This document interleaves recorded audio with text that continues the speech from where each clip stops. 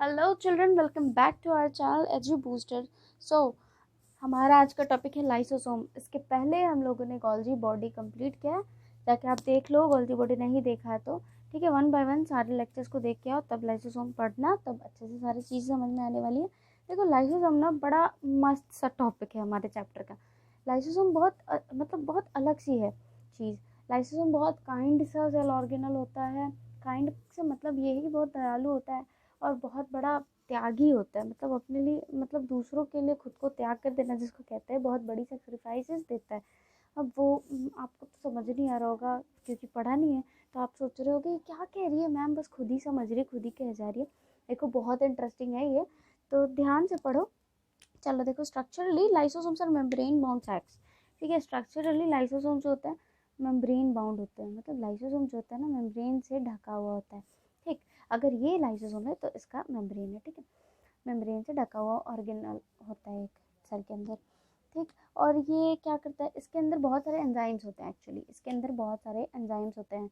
Enzymes क्या होता है बच्चों, पहले आप पूछो। एंजाइम्स एक्चुअली, एंजाइम्स वो चीज़ें होती हैं, आपने पहले पढ़ा है, पर मैं यहाँ पे क्योंकि आपको एंजाइम्स बहुत बार आएगा तो एंजाइम्स समझा रही हूँ। देखो, एंजाइम्स हमारे बॉडी में बहुत इंपॉर्टेंट रोल अदा करते हैं। उनका बहुत इंपॉर्टेंट रोल होता है हमारी बॉडी में। हम लोग जो खाना खाते हैं ना एक टाइम का, अगर एंजाइम हमारे बॉडी में ना हो ना तो वो खाना शायद 10 साल बाद पचे। ठीक, एक टाइम का खाया हुआ खाना शायद 10 साल बाद पचे। तो एंजाइम्स ऐसा करते हैं, खाने को इतना जल्दी पचाते हैं, और उस खाने की एनर्जी भी हमको 10 साल बाद ही मिलती। जब खाना हम लोग क्यों खाते हैं, खाना खाते हैं ताकि एनर्जी मिले हमारे काम करने के लिए। तो अगर 10 साल बाद वो एनर्जी मिले हमें, तो हम काम भी 10 साल बाद करें। ठीक, तो अगर एंजाइम्स नहीं होते ना तो लाइफ बहुत बहुत मुश्किल होती, पता नहीं कैसी होती। Can't imagine, anyone can't imagine, कोई इमेजिन नहीं कर सकता लाइफ कैसी होगी। और अगर आप कर सकते हो तो करके देख लो भैया, कैसी लाइफ हो सकती है उस टाइम। तो एंजाइम का बहुत इंपॉर्टेंट रोल होता है, एंजाइम हमारी बॉडी में होते हैं। ठीक, हमारे लार में होते हैं, लार को सलाइवा कहते हैं इंग्लिश में। हमारे सलाइवा में होते हैं एंजाइम्स, हमारे स्टमक में होते हैं, हमारे पेट में एंजाइम्स होते हैं। एंजाइम का यही रोल होता है कि वो खाने को बहुत जल्दी पचाते हैं, किसी भी रिएक्शन को, कोई भी चीज़ है ना बहुत जल्दी वो करा देते हैं उस रिएक्शन को। जैसे खाना को एनर्जी में चेंज होने के लिए, फूड को एनर्जी में चेंज होने के लिए बहुत लंबे रिएक्शन से गुजरना पड़ता है। तो उन रिएक्शन को बहुत थोड़े टाइम में, जो जो रिएक्शन एक दिन में होने वाला है वो कुछ पॉइंट सेकेंड्स में वो कर देता है एंजाइम। तो ऐसा ही होता है, आप समझ सकते हो। जो 10 साल में होने वाली चीज़ है उसको, कुछ हमारे बॉडी के एंजाइम्स ऐसे होते हैं जो हम, मतलब सुबह खाना खाया और शाम को भूख लग गई, लग जाती है कि नहीं, तो ऐसा होता है। और शाम तक हमें स्नैक्स चाहिए होते हैं, उसके बाद फिर रात का खाना वो तो छोड़ ही दो। तो ऐसा होता है। ठीक, एंजाइम्स का इतना इंपॉर्टेंट रोल है। तो लाइसोसोम क्या होता है, एंजाइम मेनली डाइजेस्ट करने का काम करते हैं। ठीक, आप ऐसे समझ लो।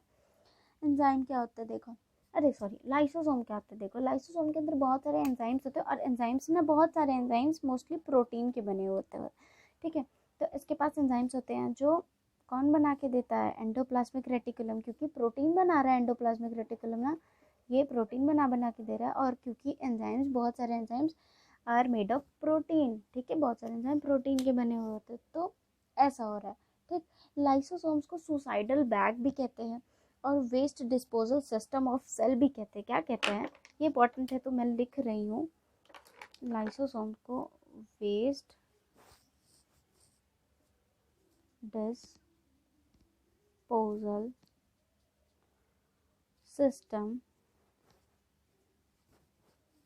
ऑफ सेल भी कहते हैं, और सुसाइडल बैग भी कहते हैं। ठीक, या सुसाइडल बैग ऑफ सेल आप लिख लो। देखो बच्चों, उसके स्पेलिंग अगर मिस्टेक होगी तो आप इसको रीचेक कर लेना। सुसाइडल की स्पेलिंग में श्योर नहीं हूँ, पर देखो इतना तो होता है। देखो, waste disposal system of cells, आप एक बार चेक कर लेना। ठीक है सर, सुसाइडल। देखो, तो waste disposal system of cell क्यों होता है, इसके पास एंजाइम क्यों होती है, और कैसी एंजाइम होती है, डाइजेस्टिव एंजाइम होती है जो चीज़ों को डाइजेस्ट करती है। देखो एक्चुअली ना, देखो हमारे सेल में काम तो सारा कर रहा है। हमारा सेल इतना बड़ा सा है, मतलब इतना बड़ा नहीं, इतना छोटा है कि दिखाई भी नहीं देता हमारा सेल। मान लो, सपोज करो इतना बड़ा सा सेल है, उसके अंदर न्यूक्लियस है, साइटोप्लाज्म है, और बहुत सारी चीज़ें। यहाँ पे अभी क्या क्या पड़ा है, एंडोप्लाज्मिक रेटिकुलम, ये रहा पूरा उसका नेटवर्क, ऐसे ऐसे ऐसे ऐसे ऐसे। ठीक, ये एंडोप्लाज्मिक रेटिकुलम है हमारा, और गोल्जी बॉडीज ऐसे ऐसे हैं। ठीक, ये रही गोल्जी बॉडी। तो ये सारी चीज़ें तो हैं, और बहुत सारे माइटोकॉन्ड्रिया है, और फिर प्लास्टिड्स हैं, वैक्यूल्स है, ये सब पढ़ाऊँगी अभी, आप समझ लो। बहुत सारे सेल मेम्ब्रेन्स है, सेल ऑर्गेनल्स है। तो इनका काम क्या है, इनका अलग अलग फंक्शन है, सब अपना काम तो कर रहे हैं, पर कोई तो एक होना चाहिए जो वेस्ट मटेरियल को हमारे सेल से निकाले। ठीक है, ये भी बहुत इंपॉर्टेंट रोल है, क्योंकि हमारे सेल जैसा हमारा बॉडी है, वेस्ट चीज़ें आती हैं, फॉरेन पार्टिकल जैसे हमारे बॉडी में भी फॉरेन मटेरियल, फॉरेन मतलब, फॉरेन का मतलब होता है अनजान, जिसे हम नहीं जानते। हमारी बॉडी जिसको नहीं जानते, जैसे बैक्टीरियाज, वायरसेस, और कुछ ऐसा फूड जिसको हम मतलब हमारा बॉडी एक्सेप्ट नहीं कर रहा है, ऐसी ऐसी चीज़ें। ठीक है, कुछ ऐसा प्रोटीन, कुछ ऐसे एंजाइम्स, कुछ ऐसी चीज़ें जिनको हमारा बॉडी एक्सेप्ट नहीं कर रहा है, मतलब नया है जिसके लिए, उन चीज़ों को, या जो हमारे बॉडी को हार्म कर रहा है, ऐसी चीज़ें, जैसे एग्जांपल दे दिया मैंने, बैक्टीरिया, वायरसेस, ये सब को भी ले लो।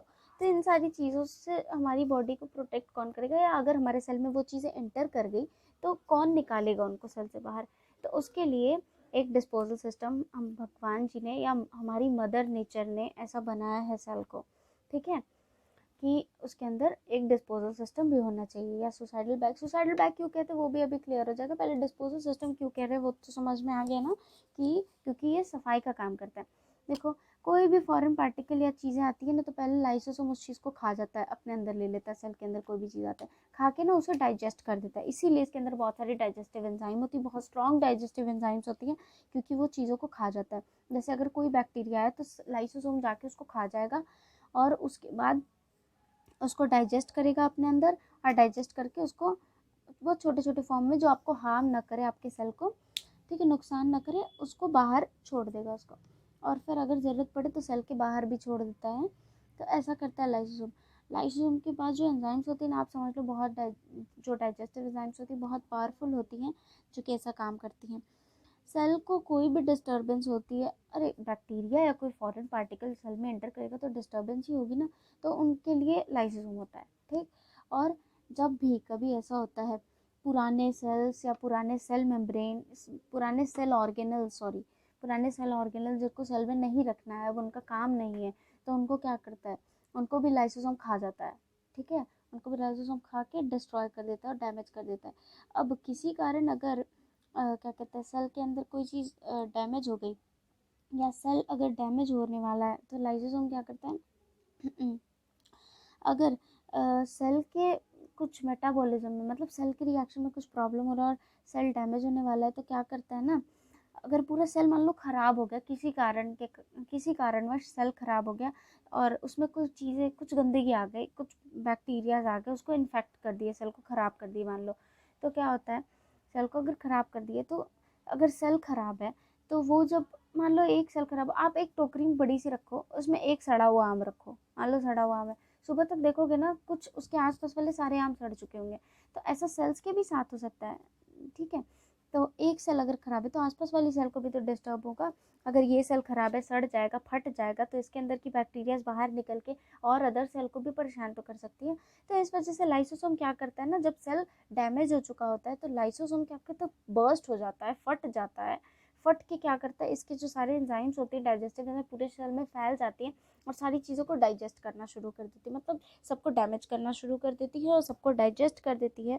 और इसके सेल पूरे सेल को डाइजेस्ट कर देते हैं, और कुछ भी आसपास के सेल को हार्म नहीं होता है। इस वजह से इसको सुसाइडल बैग कहते हैं, क्योंकि लाइसोसोम के खुद के डाइजेस्टिव एंजाइम ने उसे और पूरे सेल को डाइजेस्ट कर लिया। हालांकि ये इंपॉर्टेंट फंक्शन है, बहुत इंपॉर्टेंट है। अगर ऐसा नहीं होता तो आसपास गंदगी फैली होती, तो लाइसोसोम खुद मर ही गया ना, वो बर्स्ट कर गया और सारे सेल को डाइजेस्ट कर लिया, खुद त्याग करके, सेक्रीफाइस करके उसने सबको बचा लिया, बहुत सारे सेल को इन्फेक्ट होने से बचा लिया। तो इस वजह से इसको सुसाइडल बैग्स बोला जाता है। ठीक, लाइसोसोम पढ़ के आपको बहुत मज़ा आया होगा, क्योंकि मुझे पढ़ के तो बहुत मज़ा आया था। मैंने पहली बार जाना, मैं तो बहुत फैसिनेट हो गई थी, वाह ऐसा होता है, कितना अच्छा बनाया हमारी मदर नेचर ने हमें, हमारे सेल को इवन कितनी बारीकी से सब चीज़ें भगवान ने चुन चुन के चीज़ों को बनाया है, कि हमारे बॉडी के अंदर, हमारे सेल के अंदर इवन एक waste disposal system of cell होता है। ठीक, तो ये चीज़ें हैं। कुछ कुछ चीज़ें याद करनी है, जैसे कि लाइसोसोम के अंदर डाइजेस्टिव एंजाइम होती है जो बहुत पावरफुल है। अच्छा, एक और क्वेश्चन आपके मन में आ रहा होगा कि ये जो डाइजेस्टिव एंजाइम है, ये लाइसोसोम जब इसके अंदर खुद मतलब जब ये लाइसोसोम के अंदर रहती है तो इसको क्यों नहीं खाती, लाइसोसोम को क्यों नहीं पर वो डाइजेस्टिव एंजाइम खा जाती है। हालांकि बाद में जब लाइसोसोम, मैंने अभी बताया, तो आप अगर लाइव चल रहा होता है, और अब तो लाइव क्लास ले भी सकती हूँ मैं, पर अगर कन्फ्यूजन हो आप कमेंट कर सकते हो, पर मैं आपके साइड से खुद ही क्वेश्चन कर रही हूँ कि मान लो आपने अगर ऐसा क्वेश्चन किया होता, और ये क्वेश्चन पूछना भी चाहिए, इंपॉर्टेंट क्वेश्चन है, कि लाइसोसोम के अंदर जो एंजाइम्स है, डाइजेस्टिव एंजाइम, जब वो इतनी पावरफुल है कि जब वो बर्स्ट हो जा रहा है लाइसोसोम, तो सारी सेल को नष्ट कर दे रही है, सारी सेल को डाइजेस्ट कर दे रही है। तो जब लाइसोसोम के अंदर थी वो एंजाइम, तो फिर उन्हें डाइजेस्ट क्यों नहीं कर रही है ना, ये एक इंपॉर्टेंट क्वेश्चन। तो ऐसा क्यों हो रहा है, देखो, ऐसा इस वजह से होता है कि लाइसोसोम के अंदर जब वो एंजाइम्स होती है ना, तो वो इनएक्टिव फॉर्म में होती है। जब उसमें, और इसकी दीवार पे प्रोटेक्टेंट्स लगा होता है, मतलब उसको प्रोटेक्ट करने के लिए लाइसोसोम की वॉल को, और जब कोई फॉरेन पार्टिकल आता है ना, तब वो एक्टिव होती है, तब ये सारी एंजाइम्स एक्टिव होती हैं और तब अपना फंक्शन करती है। ठीक, तो ये रहा ओवरऑल पूरा लाइसोसोम। होप सो आपको बहुत अच्छे से क्लियर होगा, क्योंकि बहुत अच्छे से एक्सप्लेन किया हुआ है मैंने। आप पूरे वीडियोस देखो बच्चों, आपको ज़रूर समझ में आएगी, क्योंकि मैंने बहुत सिंपल लैंग्वेज में, ताकि हर बच्चे को समझ में आए, बहुत सिंपल लैंग्वेज में, हिंदी इंग्लिश दोनों लैंग्वेजेस का यूज़ करके आपको बहुत अच्छे समझाया है।